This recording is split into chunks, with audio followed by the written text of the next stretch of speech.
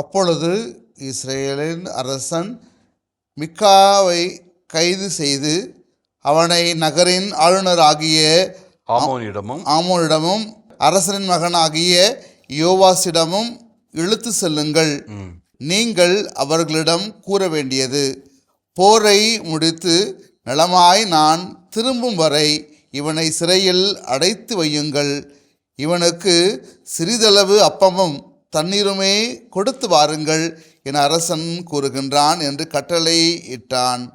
ஆக இவன் நல்ல செய்தியை சொன்னதுனால, நல்ல செய்தி என்றால் உண்மையான செய்தி, உன்னுடைய யாவே சொன்ன செய்தி, உண்மையான செய்தி. ஆனால் போலி இறைவாக்கினர் எல்லாருமே இவனுக்கு எதிராக இருக்கிறார்கள்.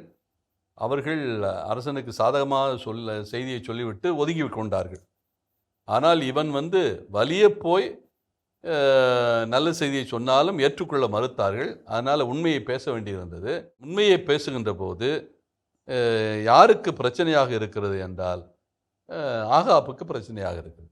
ஏனென்றால் ஆகாவினுடைய அழிவை பற்றி தான் இவன் பேசுகிறான். ஆகாப்பினுடைய காலம் முடிய போகிறது என்று அவன் பேசுகிறான். இப்போ ஆகாப்பினுடைய இறுதிக்கட்டம் வந்துவிட்டது என்பதற்கு உத்தரவாதம் கொடுப்பது போல அவனுடைய பேச்சு அமையும். இதுதான் ஆகாப்புக்கு கோபம் வருகிறது.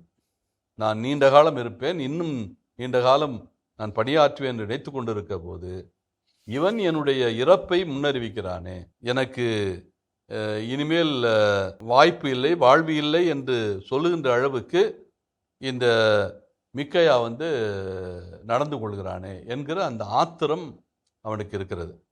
அந்த அடிப்படையில் தான் இவனை என்ன பண்ணுறாரு, சிறையில் அடைப்பதற்கும் அவன் அனுமதிக்கிறான். மீக்காவை கைது செய்து அவனை நகரின் ஆளுநனாகிய ஆமோனிடமும் அரசனின் மகனாகிய யோவாசிடமும், யோவாஸ் என்கிறவன் ஆகாப்பனுடைய மகன். எனவே அரசனின் மகனாகிய யோவாசிடம் இழுத்துச் செல்லுங்கள். நீங்கள் அவர்களிடம் கூற வேண்டியது, போரை முடித்து நலமாய் நான் திரும்பும் வரை இவனை சிறையில் அடைத்து வையுங்கள். இவனுக்கு சிறிதளவு அப்பமும் தண்ணீர் மட்டும் கொடுங்கள் என்று அரசன் கூறினார் என்று கட்டளையிட்டான். ஆக உண்மையை பேசியதற்கு மீக்காயாவுக்கு என்ன கிடைக்கிறது?